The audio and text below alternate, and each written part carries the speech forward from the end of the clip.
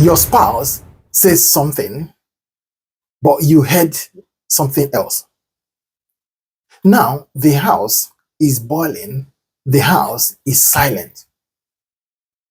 They didn't mean to hurt you, but you felt it. And now, instead of love, there is distance. I can tell you, so many relationships don't break because of cheating. They don't break because of abuse or betrayal. They break over misunderstandings, of little moments of miscommunications that were not corrected.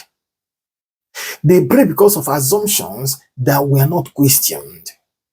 They break because of silences that were never filled with truth.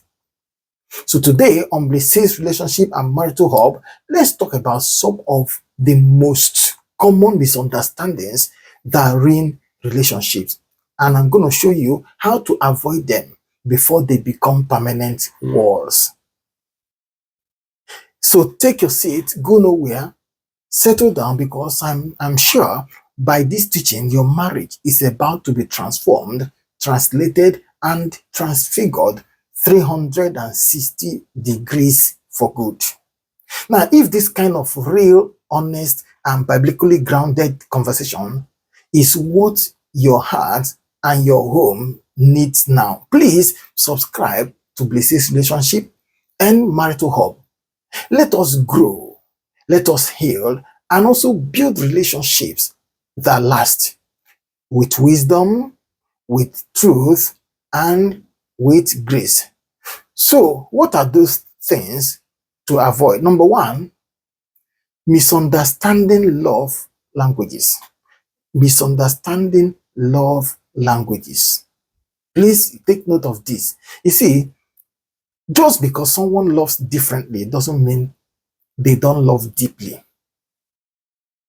One person gives gifts, another wants quality time.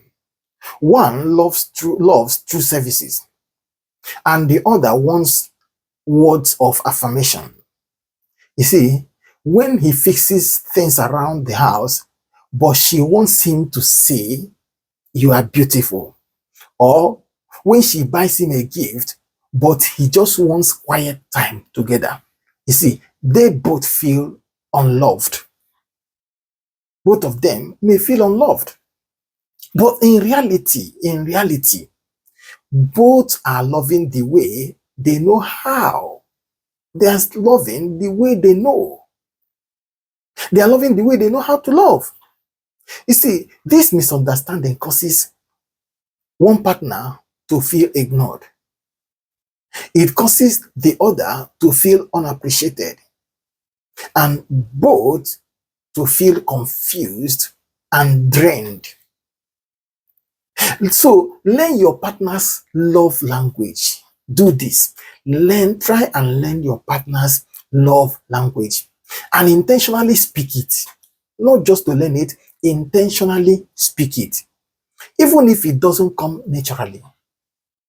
Love is a choice. Listen, love is a choice, not just a feeling, and it grows through understanding. It grows through understanding. Number two, now assuming silence means everything is okay. It's another danger to avoid. Stop assuming that silence means that everything is okay. You see, just because your partner is quiet doesn't mean they are at peace.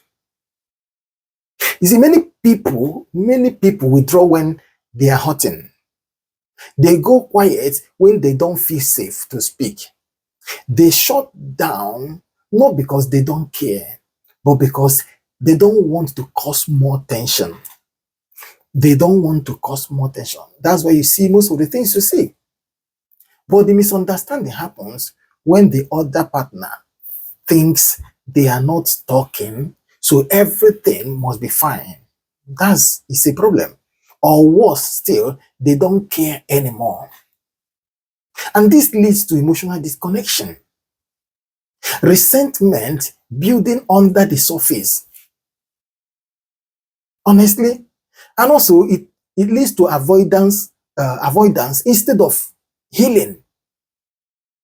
So don't ignore silence. Do not ignore silence. Did you get what I said? Do not ignore silence. Ask with gentleness. Ask questions with gentleness. Questions like, you've been quiet lately. Is your heart okay? Is everything all right? Open the door. Invite their hearts back to the table. Invite your spouse's heart back to the table. Number 3 thing, beware of this. Interpreting correction as rejection. Interpreting correction as rejection. In a healthy relationship, I must tell you, there will be moments of correction. Mark my word, in a healthy relationship, there will always be moments of correction. Maybe your spouse tells you something like, I feel hurt by how you say that so, and so. I need more support in this area. That decision didn't consider my input. You see, when you hear things like this, be calm. You see, but because of wounds from the past, many interpret this to be rejection. Many interpret it as rejection. When they hear things like this, do you know what comes to their ears? They hear different things. What they hear is, you are not good enough. What they hear from their ears is, you never do anything right, because of past experiences. What they hear in their own ears is, you are failing. You have failed. And so they become defensive, or even shut down totally. They shut down emotionally. Instead of hearing the correction or the correct word as it is said, instead of hearing corrections as a request for connection, they hear a different thing. Please take note, correction isn't rejection. It's an invitation to grow together. It's an invitation to grow together. It's not rejection. Number 4 thing, beware of this, confusing emotional expression with overreaction. You see, one partner is expressive, the other is calm. So when she cries during a conversation, or when he raises his voice, not in anger, but out of passion, the other misinterprets it. The other misinterprets it as too much, as being too much. But hear this, big emotions don't mean big danger. Did you get what I just said? Big emotions don't mean big danger. They often just mean big pain or big love. That's the truth.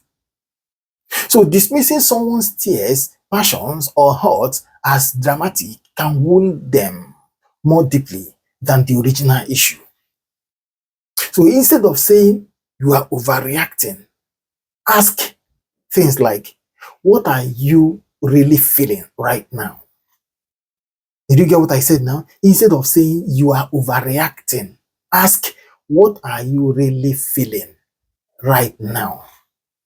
Help me understand what this moment means to you. It's better you put it this way rather than saying you are overreacting.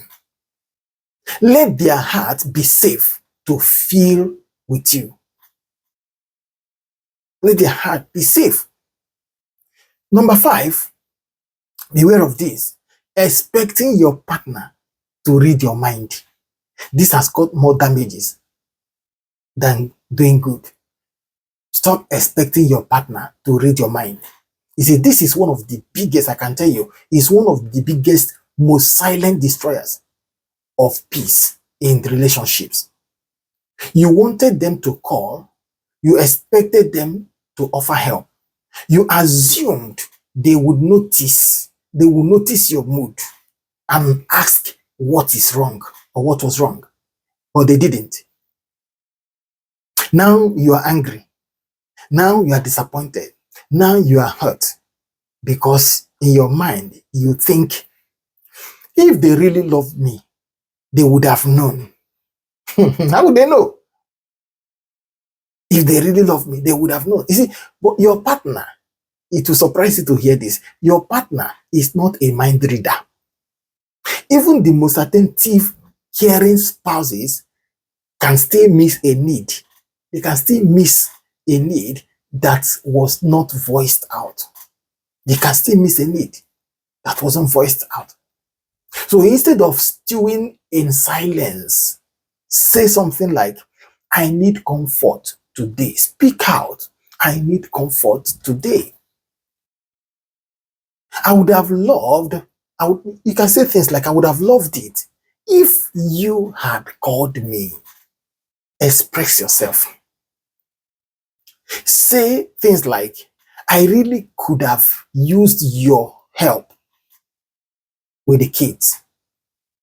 Yes, I really could have used your help with the kids. Be expressive. Say it out. Clarity invites closeness. Expectations, unspoken, expectations that are unspoken brings wounds that are unhealed. Beware, speak out. As a round off, please bow your head for a moment of prayers. Heavenly Father, open our eyes to the small things that hurt our love. Teach us to ask questions. Teach us to ask instead of assuming. Teach us to speak gently and hear each other's heart. Protect our union from silent misunderstandings, O Lord. Make our love clearer, make our love stronger and deeper. These and many others we ask through Christ our Lord. Amen.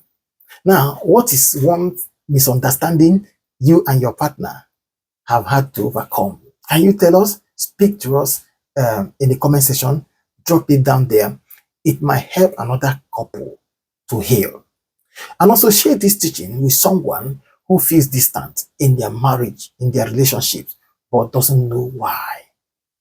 And don't forget finally to subscribe to BlissHills Relationship and Marital Hub for real, gentle, and God-centered teachings.